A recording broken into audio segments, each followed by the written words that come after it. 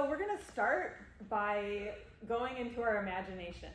And maybe we're in our gym or our studio, our clinic, or a training space that we find ourselves at. So just hold that in your mind. Just pick a place. Maybe you look around you. Who's with you? Where are you alone?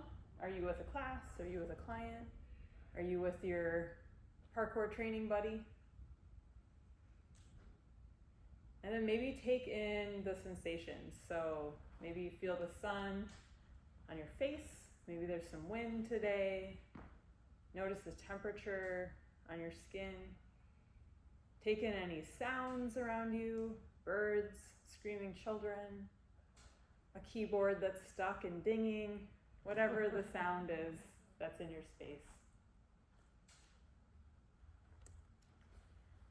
Okay, and so now it's coming to a time for you to work on a skill that maybe is right on the edge or outside of the edge of your comfort level.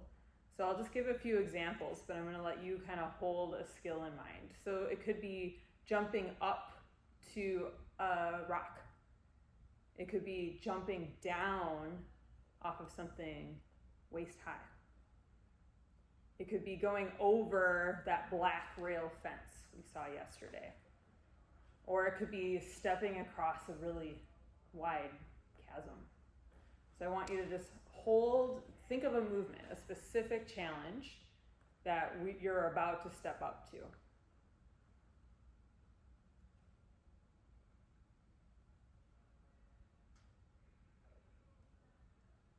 Okay, so now you are on the edge of that challenge, whatever that challenge is. You are there in that moment, and I want you to imagine like you are about to commit to this movement.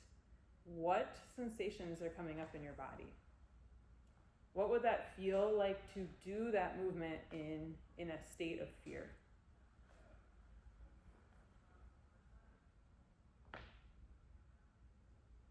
So this could even be anything you're noticing with your breathing, with your gut, maybe even like with your skin. Could be your joints.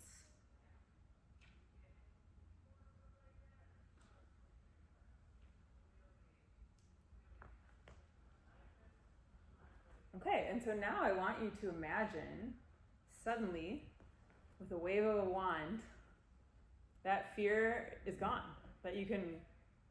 The fear is removed. There's an absence of fear.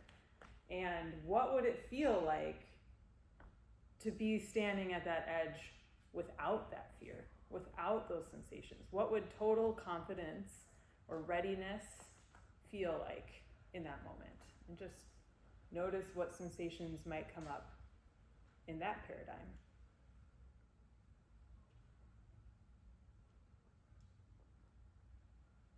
And if you can, picture yourself trying that movement in that state.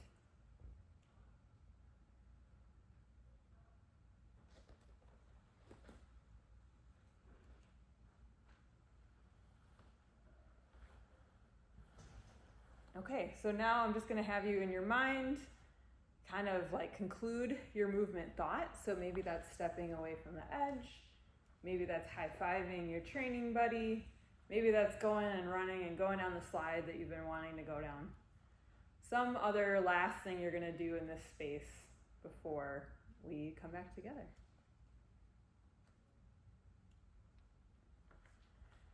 So then in a moment, we're going to kind of return back to the group, but take a minute here to maybe just return to where you are in the space. Maybe you're noticing your bum on the floor, your feet, maybe wiggling fingers and toes.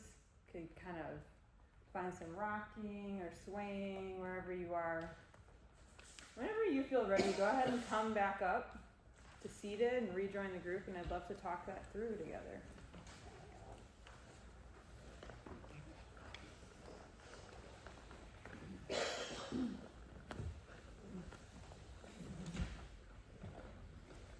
So I'd love to talk about the fear time, the fear rep. What feelings came up for folks? I'd love to hear. Rigidity. Rigidity?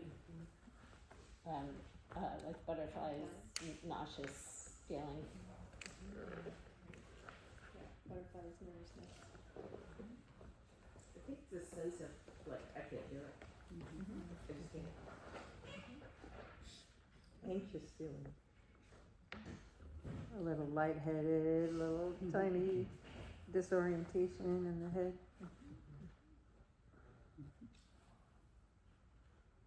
Heart rate going up? Heart rate, yeah. I have to say that there's no way I could do what I was facing based on how tight my body was and my shoulders were at my ears and it's just rigid, really rigid. I felt this like crushing weight on my chest, and it feel like identity. Like I can't do this. Feel like identity? It didn't feel like this is a feeling. It felt like I can't do this.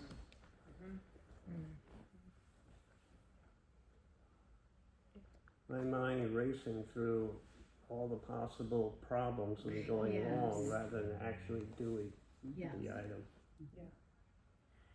Yeah, so as we share these sensations and these feelings are here for a reason, right? Like they're warning signs, they maybe we have an injury, like, oh, if I land, that's gonna hurt my knee. You know, there's these very real sensations coming up. So I want to talk about the magic wand, and then I kind of want to talk through both of these realities and what to do with them. So how'd it feel when we waved the magic wand? How'd it go? What came up? Yeah.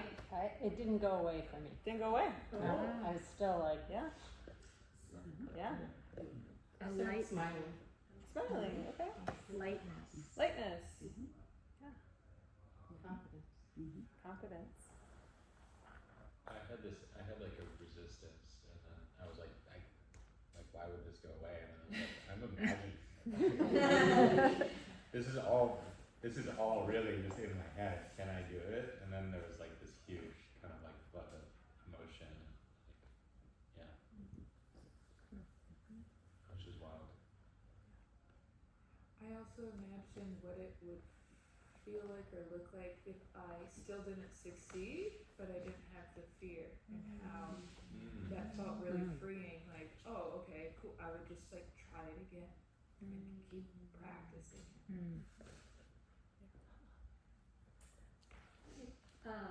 I was just thinking about my time as a performer and always feeling afraid before the performance actually begins. But you gotta do the thing. And most often, like the pieces that I performed in were evening length performances, so once it starts, you're on stage for the duration. So for me, I think when I'm feeling afraid to do something, it's not about trying to get rid of the feeling, but more like trying to just be inside of it almost and figuring out like how to do the thing with all the feelings. I had kind of an interesting experience, I think. So I decided to imagine this place that I really visited that had this really high trestle bridge, and it had a railing and then it had glass under the railing. So it was perfectly safe, but it was a huge drop and I just couldn't walk over that thing. So I decided to picture that. And so I felt the fear, and then my magic wand, I took away the fear and what would it be like? And so then I had to use the magic wand to think like, well, it's just a picture of a drop. It's not a real, because I know this is safe, right? But I had to tell myself like, okay, I'm just seeing a picture of a huge drop, and then in my imagination, I could walk out on the trestle. So I don't know how useful that is, but it was an interesting experience.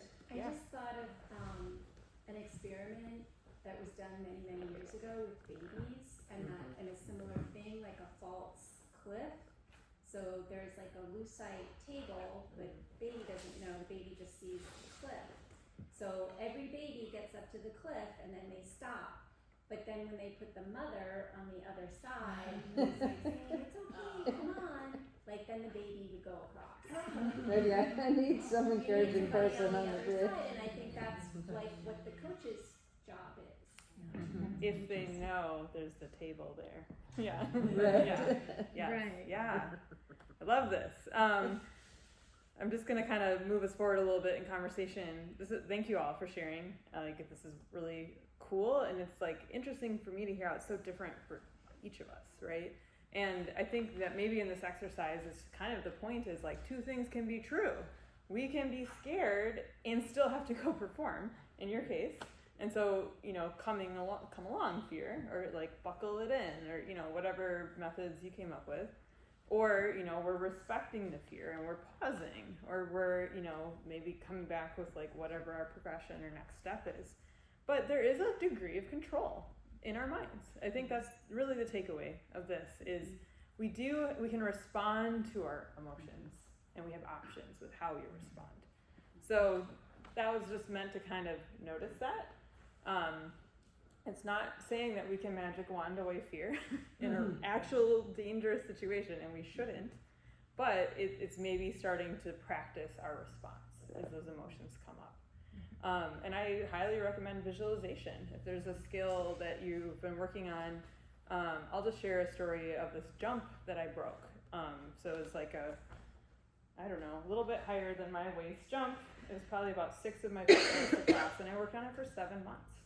And I would sit on the wall and eat lunch. I would just sit there. And so being at a point where I could find where I wouldn't get dysregulated, like if I was standing on the wall, I would like freeze and get rigid, but sitting was okay. So like finding those steps and those pieces of progression where like I slowly started becoming like desensitized and confident in my skills, but it took almost a year, So I think wisdom in meeting ourselves where we're at, but then also realizing some of these things are within our control to change.